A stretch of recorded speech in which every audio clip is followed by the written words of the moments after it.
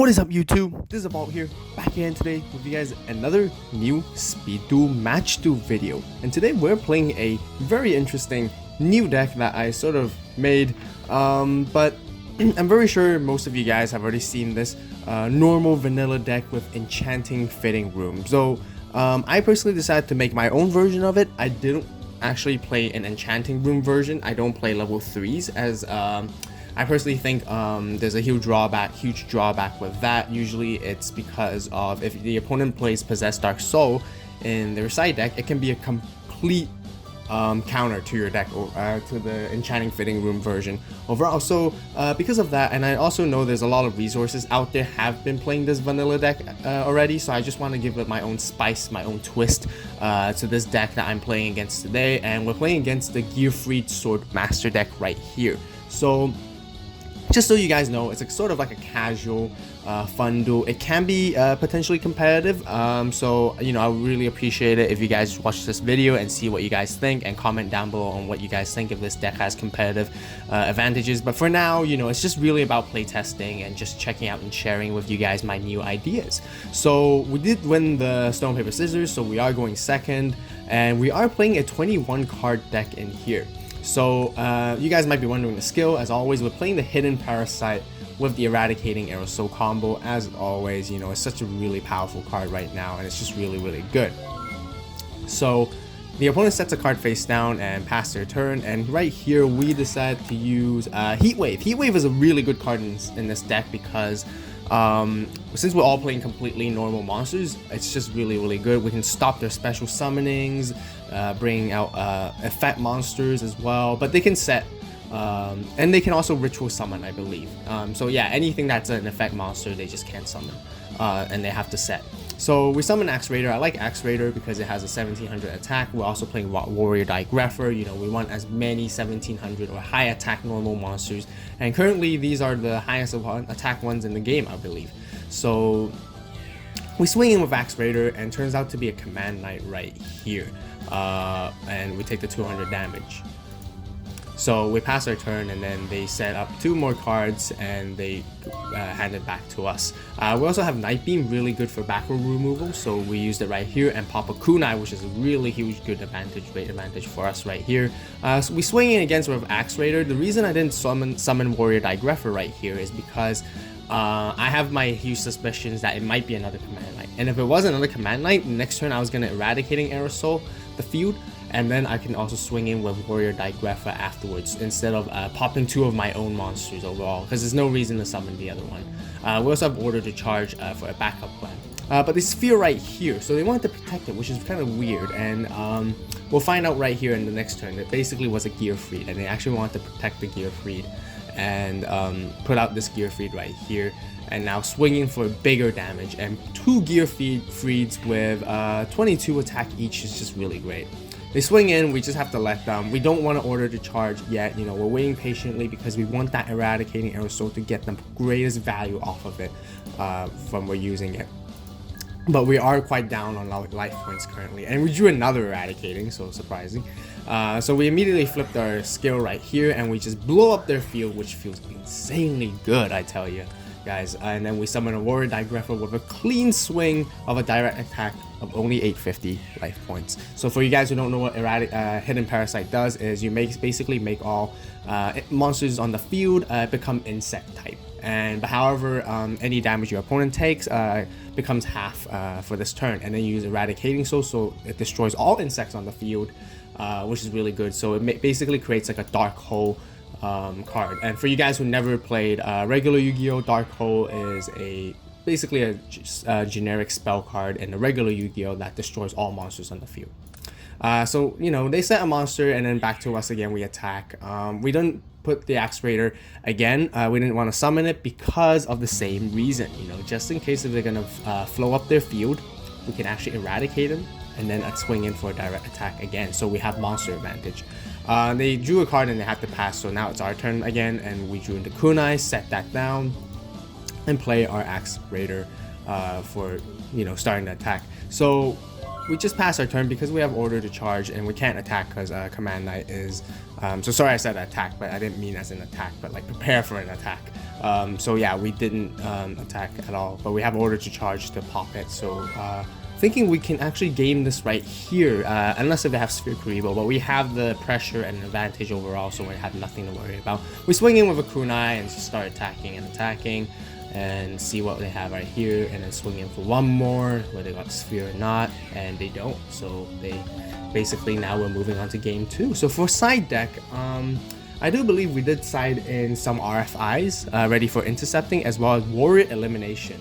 The reason I side in Warrior Elimination still is because it's really good against this deck. Maybe you know, it's better off siding something else from here, but for this specific matchup, I just so happened to have Warrior Elimination in the beginning because it was a standard side deck card, and it worked really well here because then I would rather use Warrior Elimination over Eradicating Aerosol, so then they don't take half damage. But it might be pretty good that we actually might want to double up on the destroying actually, so we might even potentially play 2 Eradicatings and 2 Warrior Eliminations in here, so we can wipe their board clean. But if once again, if you guys want to see the full deck profile and the full side deck in details, be sure to subscribe to the AVAULT channel and click the notification bell, and so you guys won't miss out for the deck profile, which will come out in a few days. So Strange again, they want us to start first, start second, and they want to go first this time, and they basically set their cards and they have to pass their turn. Quite an unlucky draw right here, like 2 RFIs and then 2 heat waves right here. It's just like, man, I think I'm going to be bricked and I'm going to lose this one, but got an Axe Raider, not too bad. So, you know, we use Heat Wave. Be very careful in real life, and keep in mind when you're playing this, always if you're going to use Heat Wave, use it at the beginning of your main phase. If once you've done something, you use a skill, or if you activate a spell or summon a monster, you can't use Heat Wave afterwards. So be very careful and cautious, guys. It's a very easy mistake to make sometimes. So we set up our defenses right here and just swinging with Axe Raider. We probably know it's a Command Knight, but sure, why not? You know, just so we can confirm, just in case they were setting a Gearfried by chance, so we can hit it. They Dust Tornado our face, or one of our ready RFIs, so we pass our turn during the end phase. Let's see. Now they drew and then they set, and they passed turns as well, so it seems like they didn't really get anything really great just yet. Order to charge is really good as well. We can use that to pop a Command Knight later on during the right time. The reason I didn't want to do it so quickly is because I don't want to leave my board clean just yet. You know, it's kind of risky and dangerous. So they did summon the Gearfried right here. Once again, 2200 attack is just really good with the Command Knight. So we RFI it right here, so knowing that we can probably potentially destroy it by battle the next turn with our Axe Raider. Drew into Digrapher, really great as well, being able to bring our monsters. I didn't play Heat Wave just yet. Kind of want to save it up for later on, just in case if anything was gonna pressure him. But honestly, I feel like I should have just Heat Waved anyways for this turn to stop him from summoning fat monsters.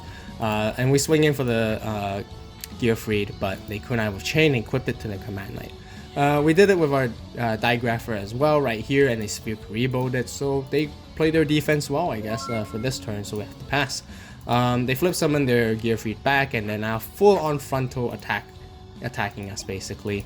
And right here, since we're going to lose our Warrior Digrapher anyways, I decided to tribute the Axe Raider to pop the Command Knight. And so then, you know, they have to use their Gearfried to attack Digrapher. Honestly, whichever you do doesn't make a difference, whichever order, but now they have to pass. Now with one card left in our hand, and we drew a Kunai with Chain. Set it, nothing we could do. Probably use it maybe to see, depending on the situation. They release Restraint right here, sorry. And they were able to bring out their Swordmaster. Really cool. I really like this card and quite like this combo, honestly. And they swing in for a direct attack. You know what? We just don't want to take it. We don't want to risk all that life points, so we just kunai'd it. They actually sent it to grave, but it's supposed to be in defense. So yeah, end their turn. Now we got our Digrapher. We just play our Heat Wave just cause. Honestly, we should have played it last turn. Then we would have been able to stop the Swordmaster and just set Digrapher right here. Now they swing in and attack, and they got the pressure and they got the upper hand. So set a card just for bluff. Maybe should have just played the Heat Wave anyways, which honestly I should have, because then they wouldn't have been able to summon this and face up attack, and we would have survived for another turn. So huge misplay by me. Should have thought better. Should have like activated it. But I thought, oh, well, maybe it could have been a good bluff for like a windstorm or something. I don't know. But you know, they got this second game, so it's 1-1 right here, and we show them what we have. So yeah, should have used it, honestly. Really bad mistake on my part. So you know, learn from this, guys. Don't use the heat wave. So once again, side deck, nothing much has changed. Maybe like I mentioned earlier, we did go full frontal with warrior elimination plus aerosol this time, probably, I believe, and so that we can wipe their board clean, and we're gonna go in hard and ham this game. Oh yeah, the other thing is you guys saw Sonic Duck. This was actually in the main deck, but we never drew it for the first 2 games, so you know, well, whatever. So they start first. We want the card advantage as always. We want to go second, and we go heat wave this time. We're not gonna hold back. So we're gonna go straight in Digrapher, swing in for the attack. I know it's a command knight. Sure, we'll take it. So the Dust Tornado, our face down card, and Kunai. Oh, yikes!